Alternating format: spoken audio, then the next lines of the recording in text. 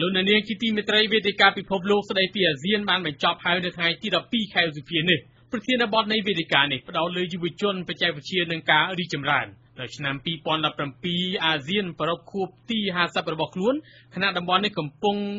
ដើរក្នុងយុគសម័យបដិវត្តន៍ឧស្សាហកម្មទី4កំណើននៃការភ្ជាប់ទៅអ៊ីនធឺណិតរបស់ប្រជាជនក្នុងតំបន់ដែលមានប្រជាជនជាង620លាននាក់ដែលជាងពាក់កណ្ដាលមានអាយុក្រោម30ឆ្នាំក្រុមប្រធាននៃវេទិកាសេដ្ឋកិច្ចពិភពលោកយល់ស្របគ្នាថាចក្ខុវិស័យរបស់អាស៊ានដែលចង់ឲ្យក្លាយជាសហគមន៍មួយស្និទ្ធស្នាលតាមការតភ្ជាប់ផ្ដោតលើការធ្វើយ៉ាងណាឲ្យប្រជាជនក្នុងតំបន់រស់នៅបានប្រសើរឡើងនោះតាមរយៈការដែលមានភាពដឹកនាំដែលខ្លាំងនិងកិច្ចសហការគ្នាល្អរវាងស្ថាប័នរដ្ឋនិងក្រុមហ៊ុនឯកជនស្របគ្នានេះដែលក្តីសបិនអាស៊ាននឹងអាចសម្រេចទៅបានក្នុងពេលដែលបច្ចេកវិទ្យាកំពុងលូតលាស់ខ្លាំងអ្នកជំនាញបានលើកឡើងថាការអប់រំផ្នែកបច្ចេកវិទ្យារបស់យុវជនក៏ជាកូនសោមួយដើម្បីបើកទ្វារការសម្រេចក្តីសបិននេះដែរបាទលោកសាន់សេដែលបានតាមដានអំពីព្រឹត្តិការណ៍នេះមានសេចក្តីរាយការណ៍ផ្ទាល់ជំរាបសួរលោកសាន់សេបាទជំរាបសួរលោកមុំមនីរតបាទអរគុណតើលោកអាចបញ្ជាក់បានអំពីការអប់រំដែលក្រុមអ្នកជំនាញថ្លៃនេះមានលក្ខណៈបែបណាខ្លះដែរបាទសូមជឿមុននឹងខ្ញុំចូលទៅដល់ចំណុចនៃការអប់រំដល់យុវជននៅក្នុងតំបន់អាស៊ានដើម្បីសម្រេចនូវក្តីសម័យអាស៊ានហ្នឹងខ្ញុំចង់បញ្ជាក់សម្ដីរបស់លោក Wolfgang German ដែលជាប្រធានប្រតិបត្តិនៃអង្គការ CARE អន្តរជាតិនៅប្រទេស Switzerland ហ្នឹងថាផ្នែកមួយនៃក្តីសម័យរបស់អាស៊ានហ្នឹងគឺជាការតភ្ជាប់គ្នាហើយគាត់ថាគួរតែមើលនៃការរស់ស៊ីនឹងឲ្យហួសឆ្ងាយពីចក្ខុវិស័យនៃការរស់ស៊ីហើយគាត់បាននិយាយថា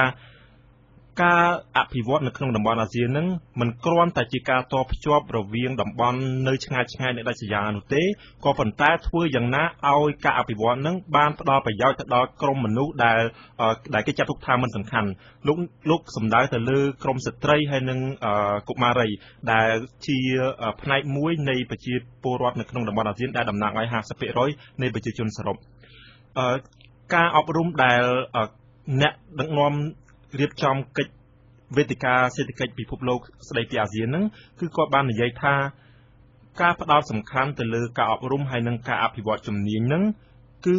វាជាការសំខាន់សម្រាប់ធ្វើយ៉ាងណាឲ្យមានការបង្កើតនៅការងារសម្រាប់សតវត្សទី21សម្រាប់ពិភពលោកសម័យ Digital សម័យបច្ចេកវិទ្យាទំនើបមិនមែនត្រឹមតែផ្ដល់ប្រយោជន៍ទៅដល់ការចូលរួមធ្វើសកលភាវូបនីយកម្មឬការធ្វើពាណិជ្ជកម្មជាអន្តរជាតិនោះទេក៏ប៉ុន្តែប្រសិនបើការអប់រំផ្នែកបច្ចេកវិទ្យាបានផ្ដល់គ្រប់គ្រាន់ទៅដល់យុវជនហើយនិងប្រជាពលរដ្ឋរបស់ខ្លួននៅក្នុងតំបន់អាស៊ានហ្នឹងគឺវាបានផ្ដល់ប្រយោជន៍លើសពីប្រជាពលរដ្ឋអាស៊ានទៀតមានន័យថាការអប់រំផ្នែកការអប់រំដែលយើងប្រើវិធីសាស្ត្របុរាណហ្នឹងគឺត្រូវការពិនិត្យឡើងវិញហើយនឹងត្រូវការរៀបចំឡើងវិញដើម្បីធានាថាយុវជនឬក៏ប្រជាពលរដ្ឋអាស៊ានមិនមែនមានតែជំនាញមួយទេគឺពួកគាត់ត្រូវតែផ្លាស់ប្ដូរត្រូវតែរៀនជំនាញឲ្យបានច្រើនបាទលោកដឹងហើយលោកនាយករដ្ឋមន្ត្រីពីម្សិលមិញក៏បានលើកអំពីវិធីសាស្ត្រមួយចំនួនដែរតើនៅថ្ងៃនេះលោកនាយករដ្ឋមន្ត្រីបានថ្លែងអ្វីពិសេសជាងការពីលើកឡើងពីម្សិលមិញទេបាទសារសំខាន់របស់លោកនាយករដ្ឋមន្ត្រីនៅក្នុងពិធីបិទហ្នឹងគឺលោកចង់ឲ្យនៅក្នុងតំបន់អាស៊ានហ្នឹងចាប់ផ្ដើមបង្កើននៅស្មារតីនៃសហគមន៍នៃការរួមចំណែកបញ្ចូលគ្នាហើយនឹងស្មារតីនៃការធ្វើសកលភាវូបនីយកម្មបាទដឹងស្រាប់ហើយថ្ងៃនេះគឺជាថ្ងៃបញ្ចប់នៃវេទិកាអាស៊ានតើសេដ្ឋកិច្ចពិភពលោកបានចេញផ្សាយរបាយការណ៍ស្ដីពីយុវជនអាស៊ាននឹងថាតើលទ្ធផលអង្កេតក្នុងរបាយការណ៍នេះរកឃើញអ្វីខ្លះដែរបាទការរកឃើញមាន3ចំណុចសំខាន់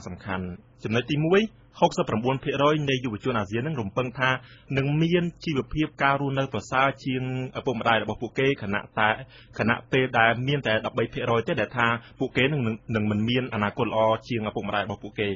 ចំណុចទី2គឺ 90% នៃយុវជនអាស៊ាននឹងបានដឹងយល់ច្រើនអំពីសមាគមប្រជាជាតិអាស៊ីអាគ្នេយ៍ឬហៅកាត់ថាអាស៊ានហើយនឹងបានយល់ដឹងអំពីគោលបំណងនៃការបង្កើតសមាគមនេះចំណែកការរកឃើញទី3នោះគឺ 64% នៃយុវជនអាស៊ាននឹងជឿជាក់ថាពួកគេជាផ្នែកការដែលជាផ្នែកមួយនៃអាស៊ាននឹងជួយឲ្យមានការងារល្អប្រសើរហើយនឹងជីវិតល្អប្រសើរខណៈពេលដែលមានតែ 5% ទេដែលគិតថាការធ្វើជាផ្នែកមួយការធ្វើជាប្រជាពលរដ្ឋអាស៊ាននឹងធ្វើឲ្យជីវិតរបស់ពួកគេនឹងកាន់តែអាក្រក់ទៅបាទអរគុណលោកសាន់សេដែលបានរាយការណ៍យ៉ាងពិស្ដារអំពីកិច្ចប្រជុំអាស៊ាននៅថ្ងៃនេះសូមជម្រាបលាលោកបាទអរគុណលោកមុំមនីរតបាទ